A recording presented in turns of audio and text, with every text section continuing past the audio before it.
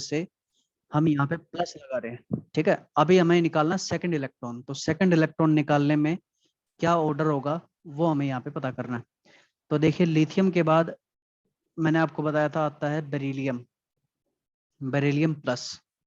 Beryllium plus का electronic configuration क्या हो जाएगा, बेरियम प्लस का इलेक्ट्रॉनिक कॉन्फ़िगरेशन हो जाएगा 1s2 एंड 2s1।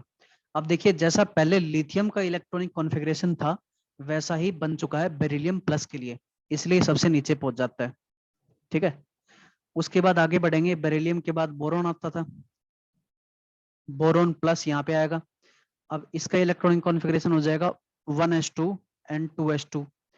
यहाँ पे आपका लगेगा पेनिट्रेशन इफेक्ट या आप बोल सकते हो स्क्रीनिंग इफेक्ट, ठीक है। उसके बाद बोरॉन के बाद कार्बन। अब यहाँ पे ये ध्यान रखना कार्बन हमेशा बेरिलियम प्लस से ऊपर रहेगा, कार्बन प्लस।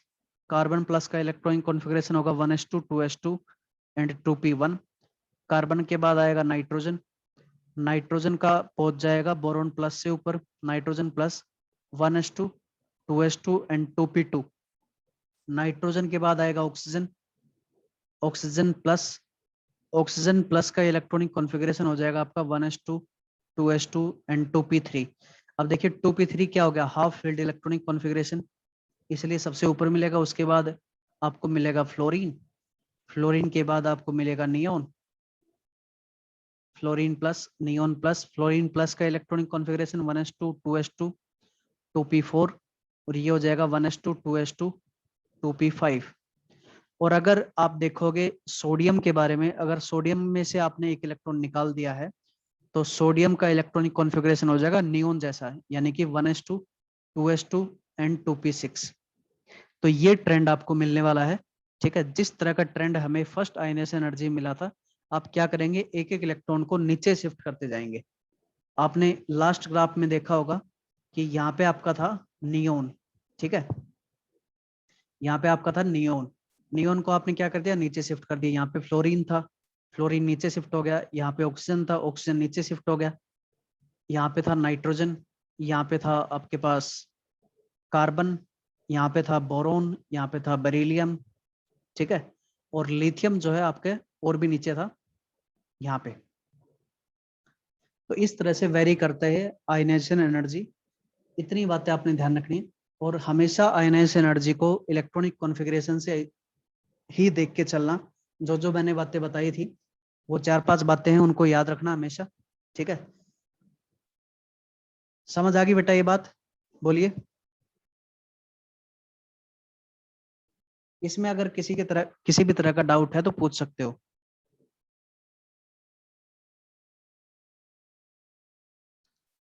चलिए आगे बढ़ते हैं।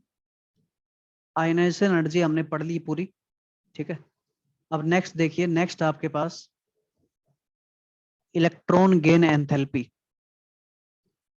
Electron gain enthalpy. इसको हम कभी कभी लिखते हैं delta EGH, electron gain enthalpy. या इसका एक दूसरा नाम भी है, इसको हम बोलते हैं electron affinity, electron affinity. Electron affinity को हम लिखते हैं EA से। ये लगभग सेम बातें बताती हैं, थोड़ा बहुत डिफरेंस होता है इनमें, ठीक है। इनका डिफरेंस आप 11th क्लास में पढ़ लेंगे, इनमें डिफरेंस क्या होता है। Difference will be studied in 11th class. अगर इससे रिलेटेड कोई भी क्वेश्चन आता है अपने सामने तो मैं इसके बारे में आपको बताऊंगा, ठीक है, डिफरेंस के बारे में। बाकी आप पढ़ोगे 11th क्लास के अंदर। अभी देखिए इन दोनों बातों को आप सेम मान के चलोगे, सेम होती नहीं है लेकिन हाँ काम चल जाएगा अपना अभी के लिए। सबसे पहले इसकी डेफिनेशन लिखो बेटा, इलेक्ट्रॉन गेन एंथैल्पी क्या होती है। It is the energy involve, it is the energy involve, it is the energy involved in the process of, in the process of adding of one electron to a species, exactly लिखें to a gaseous species, to a gaseous species. अब देखिए ionization energy से अगर relate करें तो ionization energy में हमने लिखा था एनर्जी रिक्वायर्ड, यानी कि आयनाइजेशन हमेशा एक एंडोथर्मिक प्रोसेस था। और इसके अंदर हमने लिखा एनर्जी इन्वॉल्व। इन्वॉल्व का मतलब होता है यहाँ पे एनर्जी गेन भी हो सकती है और लॉस भी हो सकती है, यानी कि ये प्रोसेस आपका एंडोथर्मिक भी हो सकता है या एक्सोथर्मिक भी हो सकता है, दोनों बातें पॉसिबल हैं। रेजोनेंस की बुक के अंदर इसको जो है एक्सोथर्मिक लिखा हुआ है, ठीक है, वो गलत है, उसको करेक्ट कर लेना। अब देखिए इसका मतलब क्या है ये थोड़ा सा समझ लेते हैं। तो जैसे हमने आयनाइजेशन के अंदर क्या किया था, एक गैसियस स्पीसीज ली थी, गैसियस एटम लिया था, उसके अंदर से एक इलेक्ट्रॉन निकाला था। वैसे ही हम क्या करेंगे, एक स्पीसीज लेंगे। स्पीसीज का मतलब होता है यहाँ पे एक आयन भी हो सकता है या एटम भी हो सकता है, ठीक है। अब देखिए हमने एक्स कोई स्पीसीज ली, ये गैसियस स्टेट के अंदर है, ठीक है। हमने क्या किया, एक इलेक्ट्रॉन डाल दिया इसके अंदर। एक इलेक्ट्रॉन डालने के बाद ये बन जाएगा एक्स नेगेटिव। इसमें जितनी भी एनर्जी इन्वॉल्व होगी, ठीक है, एनर्जी यहाँ पे गेन भी हो सकती है, लॉस भी हो सकता है, दोनों बातें हैं। यहाँ पे मैं लिख रहा हूँ एनर्जी इन्वॉल्व। तो जितनी भी एनर्जी इन्वॉल्व होगी वो आपकी कहलाएगी electron gain enthalpy, delta E H. इसको हम बोलते हैं इलेक्ट्रॉन गेन एंथैल्पी, ठीक है। तो ये प्रोसेस है। अब देखिए जनरली आप देखोगे कि हेलोजेंस के लिए, for halogens electron gain enthalpy delta EGH is always negative. यह आपके लिए हमेशा नेगेटिव होती है। इसका मतलब, अब देखिए जब भी एनर्जी नेगेटिव होती है तो उसका मतलब होता है एक्सोथर्मिक प्रोसेस, ठीक है, ये मैंने आपको बताया था। जब भी एनर्जी इन्वॉल्व जो है आपको नेगेटिव मिलेगी, इसका मतलब क्या होगा, वो एक एक्सोथर्मिक प्रोसेस होगा। यानी कि कोई भी हेलोजन है आपके सामने, फ्लोरीन है, फ्लोरीन गैसियस, अगर इसके अंदर एक इलेक्ट्रॉन डालते हैं तो ये बड़े आसानी से एक इलेक्ट्रॉन को गेन करके और एनर्जी को रिलीज करेगा, ठीक है। यहाँ पे एनर्जी क्या होगी, रिलीज होगी। इसका मतलब ये कैसा प्रोसेस है, ये एक एक्सोथर्मिक प्रोसेस होगा, ठीक है। इसी तरह से अगर क्लोरीन के बारे में देखोगे तो क्लोरीन एटम अगर एक इलेक्ट्रॉन गेन करता है तो ये बन जाएगा क्लोराइड आयन, और ये बड़े आसानी से एनर्जी को निकालते हुए ये प्रोसेस करता है। इसी तरह से ब्रोमीन और आयोडीन के लिए भी सेम प्रोसेस है, ठीक है। ब्रोमीन और आयोडीन के लिए भी कैसा प्रोसेस होगा, ये एक्सोथर्मिक प्रोसेस होगा। तो इतनी बातें आपने ध्यान रखनी है, ठीक है। यहां तक बात क्लियर है बेटा, बोलिए।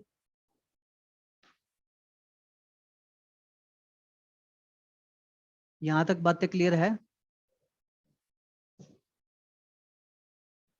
अब देखिए आगे बढ़ते हैं। नेक्स्ट देखिए, जैसे हमने आयनाइजेशन में सेकंड आयनाइजेशन देखा था, वैसे ही इलेक्ट्रॉन गेन में हम क्या करेंगे, सेकंड इलेक्ट्रॉन गेन करवा के देखेंगे, ठीक है। तो यहाँ पे आप एक बात लिख लो पहले, second electron gain, second electron gain process is always endothermic process, is always endothermic process। Second electron gain process आपका हमेशा एक एंडोथर्मिक प्रोसेस होता है, ठीक है। फर्स्ट इलेक्ट्रॉन गेन एंडो भी हो सकता है, एक्सो भी हो सकता है, दोनों बातें पॉसिबल हैं। लेकिन सेकंड इलेक्ट्रॉन गेन हमेशा कैसा होगा, एंडोथर्मिक प्रोसेस होगा।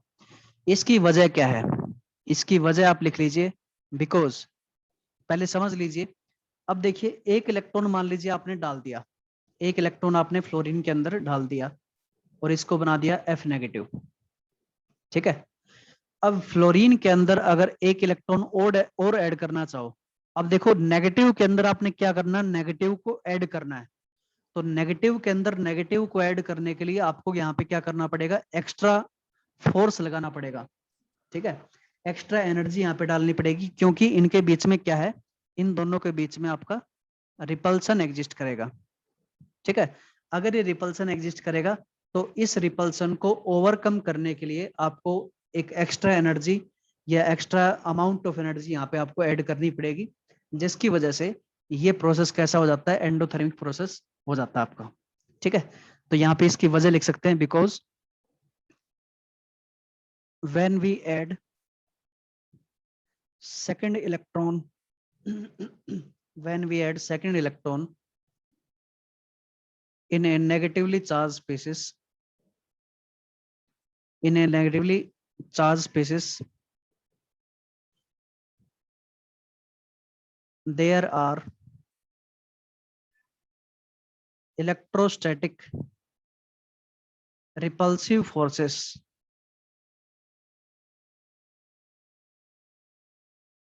between the same charges, यानी कि नेगेटिव चार्जेस के बीच में क्या है, रिपल्सन है। To overcome these repulsion forces या repulsive forces, we have to apply more energy। In repulsive forces को ओवरकम करने के लिए हमें क्या करना पड़ेगा, एक्स्ट्रा एनर्जी अप्लाई करनी पड़ेगी। इसी की वजह से सेकंड इलेक्ट्रॉन गेन हमेशा क्या होता है, एंडोथर्मिक होता है। ठीक है, अब देखिए इसका एक एग्जांपल भी आप लिख लीजिए, इसका एक एग्जांपल आप लिख सकते हैं। अब देखिए जो आपके चाल्कोजेंस हैं, चाल्कोजेंस जो है आपके चाल्कोजेंस यानी कि ऑक्सीजन फैमिली, चाल्कोजेंस के लिए भी फर्स्ट इलेक्ट्रॉन गेन ये हमेशा नेगेटिव होता है।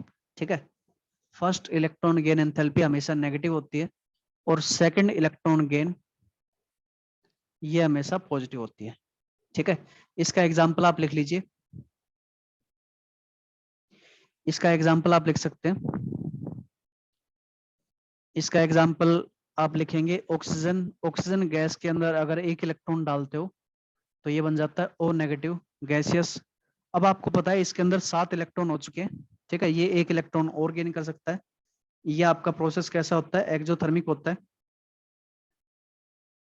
ठीक है, और O नेगेटिव के अंदर एक और इलेक्ट्रॉन आप डाल सकते हो और ये बन जाएगा O2 नेगेटिव गैसियस। ये प्रोसेस हमेशा एंडोथर्मिक होता है। ठीक है बेटा, तो इतनी बातें आपने ध्यान रखनी है। क्लियर है बेटा, बोलिए ये बात क्लियर है आपको?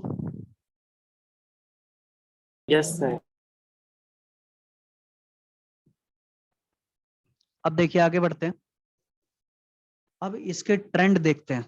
ठीक है, ट्रेंड कैसे होनी चाहिए along a period and A group.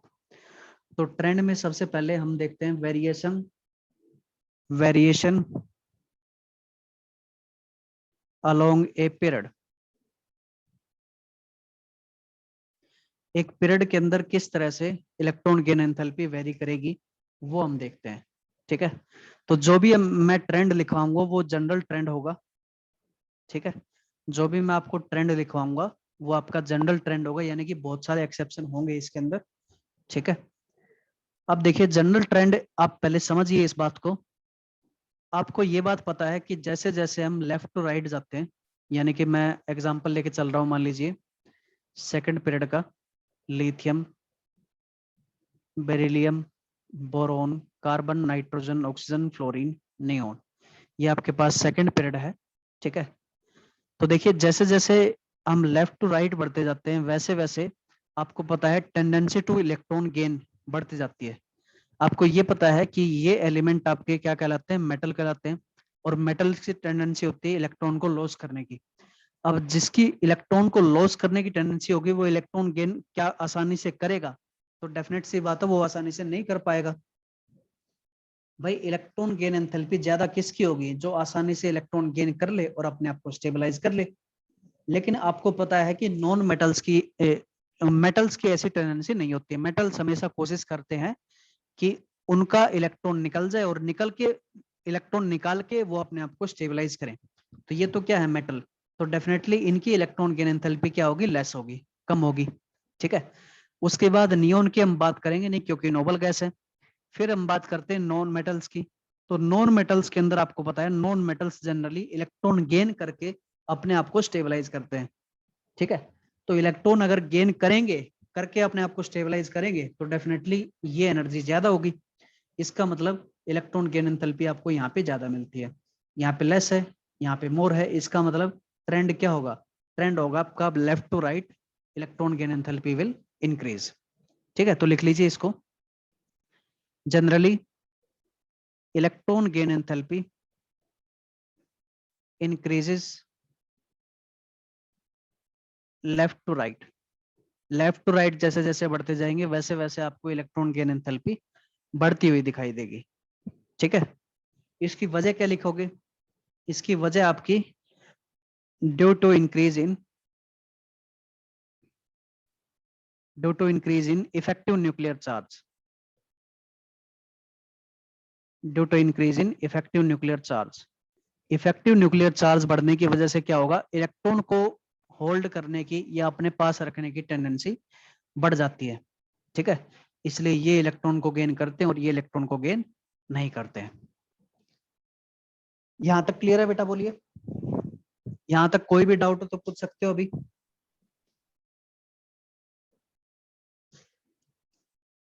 समझ आया सभी को? अब चलिए आगे बढ़ते हैं। बेटा कोई भी बीच में दिक्कत आए तो बता देना, ठीक है? अब देखिए आगे बढ़ते हैं। नेक्स्ट देखिए, इसमें अगर आप देखते हो अलोंग ए ग्रुप, तो ग्रुप के अंदर किस तरह से इलेक्ट्रॉन गेन एंथैल्पी वेरी करेगी वो हमें चेक करना है। ठीक है, तो आपको पता है कि अलोंग ए ग्रुप जैसे जैसे आप नीचे बढ़ते जाओगे वैसे वैसे साइज बढ़ता जाता है। साइज बढ़ने की वजह से क्या होता है? साइज बढ़ने की वजह से न्यूक्लियस और इलेक्ट्रॉन की दूरी बढ़ने लगती है। जैसे जैसे डिस्टेंस इनके बीच की बढ़ेगी वैसे वैसे फोर्स ऑफ अट्रैक्शन भी कम होगा। ठीक है, हम फॉर्मूला देख चुके हैं, F is equal to K Q1 Q2 divide by R square. अगर R बढ़ता है तो डेफिनेटली फोर्स कम होगा। ठीक है, अगर यहाँ पे आप एक एक्स्ट्रा इलेक्ट्रॉन ऐड कर देते हैं तो क्या उसके ऊपर कोई फोर्स लग पाएगा या उसको होल्ड कर पाएगा एलिमेंट? तो इसका आंसर होगा सिंपली कि इसके ऊपर पहले से अट्रैक्टिव फोर्स कम है आउटर मोस्ट इलेक्ट्रॉन के ऊपर। अगर कोई आप एक्स्ट्रा इलेक्ट्रॉन डालते हो इसके अंदर तो उसके ऊपर न्यूक्लियस का होल्ड अच्छा नहीं हो पाएगा, जिसकी वजह से इलेक्ट्रॉन गेन जो है काफी मुश्किल प्रोसेस होगा। इसी वजह से आप लिख सकते हैं इसका trend generally in A group as we move top to bottom,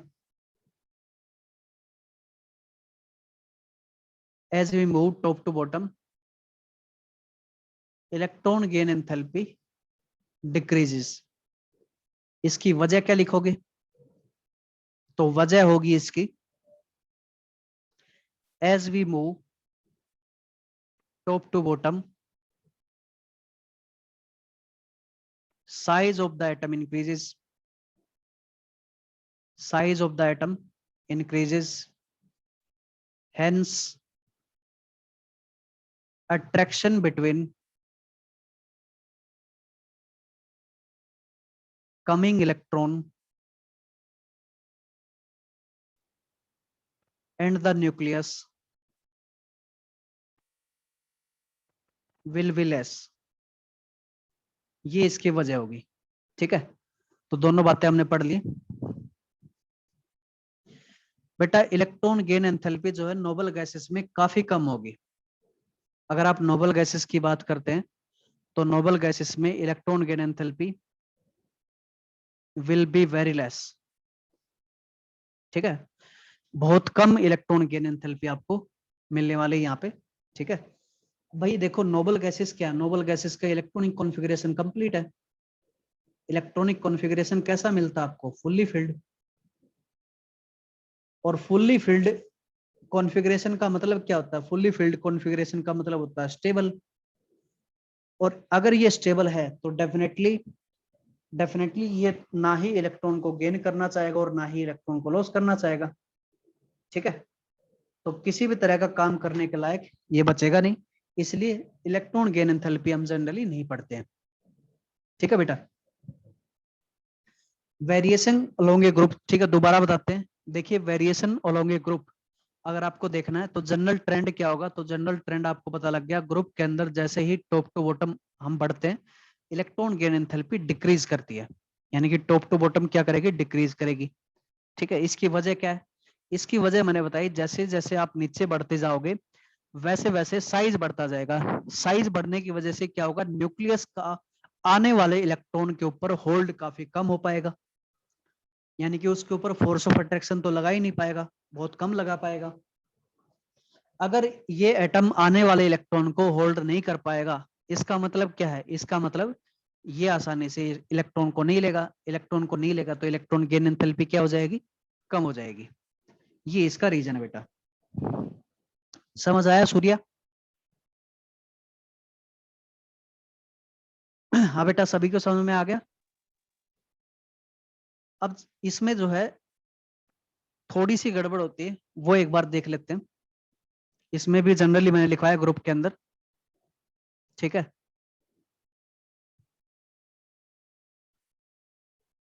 हाँ बेटा, दोनों डिक्रीज होंगे बिल्कुल प्रिंस। जैसे जैसे नोबल गैसेस के अंदर टॉप टू बॉटम जाएंगे, अगर आप helium, neon, argon, krypton, xenon, radon, top to bottom जाओगे तो आयनाइजेशन एनर्जी क्या करती है, डिक्रीज करती है। ठीक है, और साथ के साथ इलेक्ट्रॉन गेन एंथैल्पी भी क्या करेगी, डिक्रीज करेगी। ठीक है, ये ट्रेंड रहेगा। अब यस आगे बढ़ते हैं, अब आगे बढ़ते हैं बेटा। नेक्स्ट देखिए नोबल गैसेस के, ये मैं एक आपको एक्सेप्शन बता रहा हूं, ठीक है। नोबल गैसेस नहीं, सॉरी, हेलोजेंस के लिए एक एक्सेप्शन बता रहा हूं। इस तरह के एक्सेप्शन आपको बहुत सारे मिलेंगे, ठीक है। हेलोजेंस के अंदर मैंने आपको बताया कि जनरली आपको ऐसा मिलता है कि फ्लोरीन की इलेक्ट्रॉन गेन एंथैल्पी ज्यादा होना चाहिए, फिर क्लोरीन की, फिर ब्रोमीन की, और फिर आयोडीन की। ये ट्रेंड जो है आपने एक्सपेक्ट किया था, एक्सपेक्टेड ट्रेंड है ये, किसका, इलेक्ट्रॉन गेन एंथैल्पी का। ठीक है, लेकिन ऐसा नहीं पाया जाता। ऐसा क्यों नहीं पाया जाता, हेलोजेंस मीन ग्रुप नंबर 17, ठीक है, ग्रुप नंबर 17 एलिमेंट्स को हम बोलते हैं halogens, fluorine, chlorine, bromine and iodine. अब देखिए, ये एक्सपेक्टेड ट्रेंड था, ये हमें नहीं मिलता है, तो क्या मिलता है, सबसे ज्यादा इलेक्ट्रॉन गेन एंथैल्पी होती है क्लोरीन की, फिर फ्लोरीन की, फिर ब्रोमीन की, और सबसे लास्ट में हमें मिलता है आयोडीन। ये एक्चुअल ट्रेंड है, ठीक है। इसको मैं एक्सप्लेन करके दे देता हूं बस आपको। वैसे मैं आपको बता दूं कि इलेक्ट्रॉन गेन एंथैल्पी एक्सप्लेन करना सबसे मुश्किल काम होता है, ठीक है। सबसे ज्यादा खिचड़ी इसी के अंदर पकाई जाती है, ठीक है। उल्टा सीधा कुछ भी ट्रेंड मिल जाता है, फिर इसको हमें एक्सप्लेन करते हैं। अब देखिए, इस बात को हम एक्सप्लेन कर लेते हैं, केवल यही बात पढ़ेंगे एक्स्ट्रा, ठीक है। तो देखिए, एक्सपेक्टेड था कि फ्लोरीन जो है उसकी ज्यादा होनी चाहिए थी एज कंपेयर टू क्लोरीन, लेकिन ये तो हमें मिल गया उल्टा। इसकी वजह क्या हो सकती है, तो देखिए वजह हमने ढूंढने की कोशिश की। तो फ्लोरीन को अगर आप देखोगे तो फ्लोरीन के आउटरमोस्ट सेल में 7 इलेक्ट्रॉन है, और इसका छोटा साइज है। ये मैं केवल इसके अंदर जो है 7 इलेक्ट्रॉन डाल रहा हूँ, और आउटरमोस्ट सेल यानी कि वैलेंस सेल को यहाँ पे आपको दिखा रहा हूँ, ठीक है। ये वैलेंस सेल आपके पास, उसी की जगह 11th में लगभग सारी बातें पढ़ते हैं बेटा प्रिंस, ठीक है। 11th क्लास में जितने भी एक्सेप्शन है, जहां पे भी एक्सेप्शन मिलते हैं, वो सारी की सारी बातें हम पढ़ते हैं, ठीक है। अभी के लिए हम जनरल ट्रेंड पढ़ रहे हैं केवल। 10th क्लास के अंदर आप एनसीईआरटी में देखोगे या रेजोनेंस में देखोगे, तो केवल और केवल जनरल ट्रेंड के बारे में पूछते हैं आपसे, ज्यादा डिटेल में बातें नहीं पूछते हैं, ठीक है। आपको कुल मिला के इलेक्ट्रॉनिक कॉन्फ़िगरेशन आना चाहिए, और हल्का फुल्का आइडिया होना चाहिए सारी चीजों का, ठीक है। तो देखिए, फ्लोरीन के बारे में मैंने आपको बताया कि साइज छोटा होता है, और 7 इलेक्ट्रॉन आपके वैलेंस सेल के अंदर पाए जाते हैं। कोई बात नहीं बेटा, थोड़ा सा एक्स्ट्रा पढ़ लेते हैं। हाँ, एनसीईआरटी के अंदर आपको नहीं मिलेंगे इलेक्ट्रॉन गेन एंथैल्पी और आयनाइजेशन एंथैल्पी, लेकिन रेजोनेंस के अंदर है, इसलिए बताना पड़ता है। तो देखिए, क्लोरीन का साइज क्या हो जाता है, बड़ा हो जाता है, ठीक है।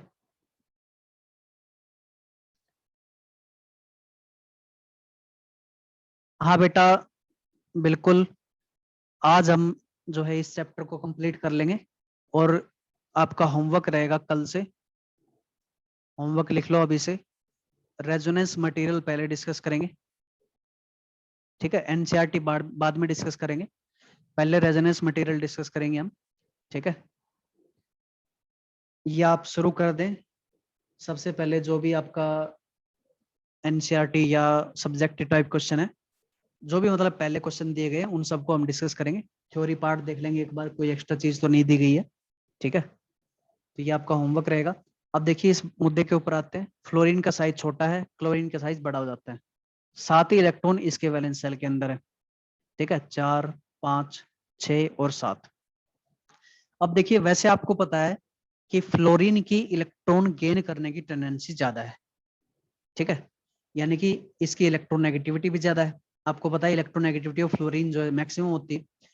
इसका सिंपल सा मतलब है ये इलेक्ट्रॉन लेना चाहता है बहुत ईगरली, बहुत स्ट्रोंगली इलेक्ट्रॉन को लेना चाहता है। ठीक है, लेकिन एक्चुअल में जब इसके पास इलेक्ट्रॉन आता है तो इस इलेक्ट्रॉन को ये होल्ड नहीं कर पाता, रख नहीं पाता, स्टेबलाइज नहीं कर पाता। वजह है इसका साइज। अब देखिए फ्लोरीन के अंदर ये छोटा सा साइज है, इसके अंदर 7 इलेक्ट्रॉन पहले से ही भरे हुए हैं। ये 8वां इलेक्ट्रॉन आएगा तो इन इलेक्ट्रॉन्स के बीच में रिपल्सन बढ़ जाएगा। रिपल्सन बढ़ने की वजह से ये इस इलेक्ट्रॉन को अपने अंदर स्टेबलाइज नहीं रख पाता है। ठीक है, इस इलेक्ट्रॉन को होल्ड नहीं कर पाता अच्छे से। लेकिन वहीं पे अगर आप क्लोरीन के केस को देखोगे तो क्लोरीन के पास स्पेस है बहुत ज्यादा, बहुत बड़ा स्पेस है। तो ये इस इलेक्ट्रॉन को बड़े आसानी से होल्ड कर लेता है और इंटर इलेक्ट्रॉनिक रिपल्सन इसके अंदर नहीं बढ़ता है। ठीक है, तो यहाँ पे दो बातें हैं। एक तो फ्लोरीन सबसे पहली बात इलेक्ट्रॉन को लेना चाहता है, बहुत ज्यादा लेना चाहता है, ठीक बात है, लेना चाहता है क्लोरीन से ज्यादा। लेकिन लेने के बाद की बात हमने देखनी है कि लेने के बाद स्टेबलाइज अच्छे से कौन कर पाएगा, उसकी इलेक्ट्रॉन गेन एंथैल्पी ज्यादा होगी। तो क्लोरीन इसमें बेहतर निकलता है। क्लोरीन इलेक्ट्रॉन को रख पाता है बड़े आसानी से, इसके घर के झगड़े नहीं बढ़ते हैं। ठीक है, इसमें खुद ही सोच के देखो, अगर एक कमरे में 7 ये रह रहे हैं तो ये अगर 8वां आएगा तो कैसा लगेगा, झगड़ा बढ़ेगा। छोटा सा कमरा है, ये बड़ा होल है मान लीजिए। ठीक है, क्लोरीन को एक बड़ा होल मान लीजिए। अब इसके अंदर बड़े होल के अंदर अगर 7 बच्चे बैठे हैं तो कोई बड़ी बात नहीं, एक और आ जाएगा तो कोई दिक्कत नहीं होगी इनको। ठीक है, तो ये डिफरेंस है इनमें। इस बात को यहाँ पे लिख सकते हैं। हाँ बेटा, साइज की वजह से होता है बिल्कुल। ठीक है, तो इसका रीजन लिख लीजिए। रीजन है इसका, रीजन है बेटा इसका, fluorine have smaller size due to which it cannot hold the incoming electron, incoming electron hold क्यों नहीं कर पाता है, due to inter electronic repulsion, inter electronic repulsion, repulsion बढ़ने की वजह से ये इस इलेक्ट्रॉन को, एक्स्ट्रा इलेक्ट्रॉन को होल्ड नहीं कर पाता है। जबकि अगर क्लोरीन के बारे में देखेंगे, whereas chlorine has a bigger size,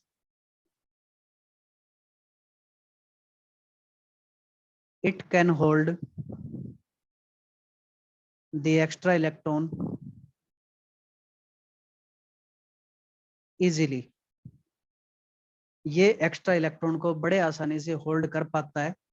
इसी वजह से क्लोरीन की इलेक्ट्रॉन गेन एंथैल्पी ज्यादा होती है एज कंपेयर टू फ्लोरीन। तो ये एक्स्ट्रा बात है, इसको आप याद रख लेना। ठीक है, क्लियर है ये बात, बोलिए। हाँ बेटा, ये बात क्लियर है आपको? क्लियर है सर। नेक्स्ट देखिए, नेक्स्ट लिखिए नेचर ऑफ ऑक्साइड्स। ये लास्ट टॉपिक है इसका, हो सकता है बोला बट का एक आध टॉपिक रह गया हो तो नेक्स्ट क्लास में देख लेंगे।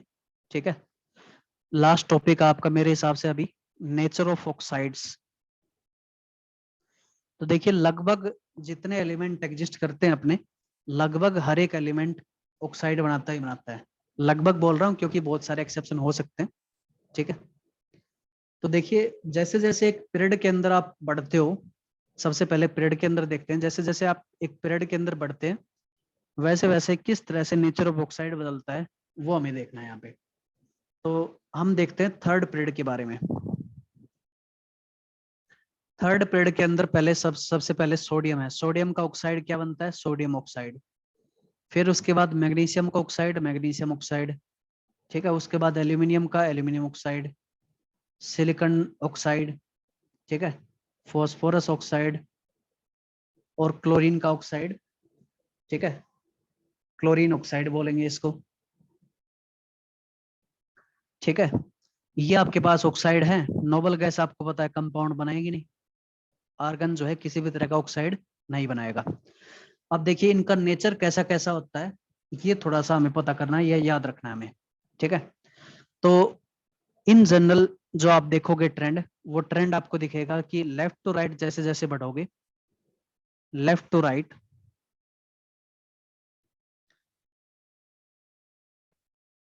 Left to right, basic character decreases and acidic character increases.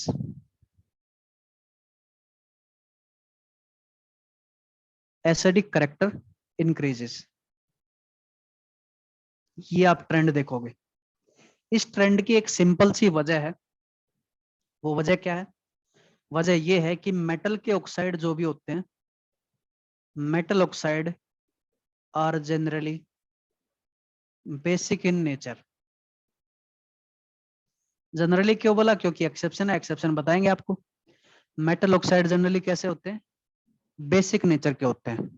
ठीक है, बेसिक नेचर के पता कैसे लगा? इसका सिंपल सा आंसर है, अगर कोई सब्सटेंस एसिड के साथ रिएक्ट कर रहा है तो डेफिनेटली उसका नेचर कैसा होगा?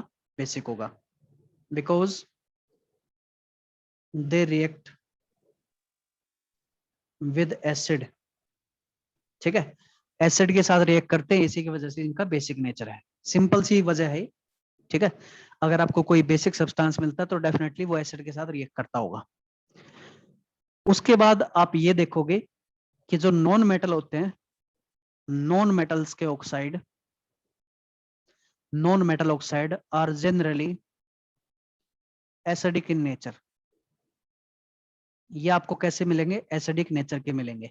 ये भी जनरल है, इसका मतलब एक्सेप्शन है, वो भी देखेंगे हम। अब ये एसिडिक क्यों है?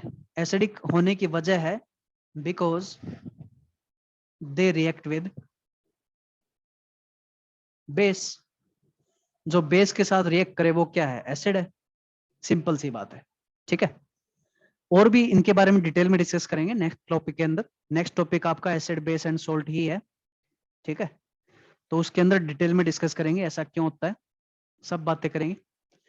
अब देखिए यहाँ पे सोडियम और सोडियम मैग्नीशियम एल्यूमिनियम ये तीनों मेटल हैं। ठीक है, तो ये कैसा होने चाहिए? बेसिक नेचर के होने चाहिए। ठीक है बेटा, लेकिन यहाँ पे सोडियम ऑक्साइड जो है ये स्ट्रोंगली बेसिक होता है, ये ठीक ठाक बेसिक होता है। ठीक है, बेसिक बोल सकते हो आप इसको। एल्यूमिनियम ऑक्साइड जो है ये मेटल का ऑक्साइड है, ठीक बात है, लेकिन ये ऑक्साइड एम्फोटेरिक नेचर का होता है। एम्फो का मतलब होता है जिसकी दो तरह की प्रॉपर्टी हो। एम्फो का मतलब क्या होता है? Two type of property. ठीक है, दो तरह की कैसी प्रॉपर्टी होंगे? तो ये तो बेसिक भी होगा और एसिडिक भी होगा। ठीक है बेटा, तो ये बात आपको ध्यान रखनी है। उसके बाद ये कैसे है? नॉन मेटल के ऑक्साइड है, तो नॉन मेटल के ऑक्साइड कैसे होते हैं? एसिडिक नेचर के होते हैं। इनमें सबसे खतरनाक एसिडिक कौन सा होगा? तो ये आपका स्ट्रोंगली एसिडिक होगा। ठीक है बेटा, आज के लिए इतना ही करते हैं, टाइम हमारा हो चुका है, बाकी करेंगे नेक्स्ट क्लास में। चैप्टर कंप्लीट हो गया है, रेजोनेंस का मटेरियल तैयार रखना। ठीक है, जो भी टॉपिक थोड़े बहुत बचते हैं उनको डिस्कस करके नेक्स्ट क्लास में हम उसको शुरू कर देंगे डिस्कस करना रेजोनेंस मटेरियल को। ठीक है बेटा, आज के लिए इतना ही। Thank you all. अगर कोई क्वेश्चन पूछना चाहते हो, कोई डाउट है तो आप पूछ सकते हो पर्सनल नंबर पे। ठीक है।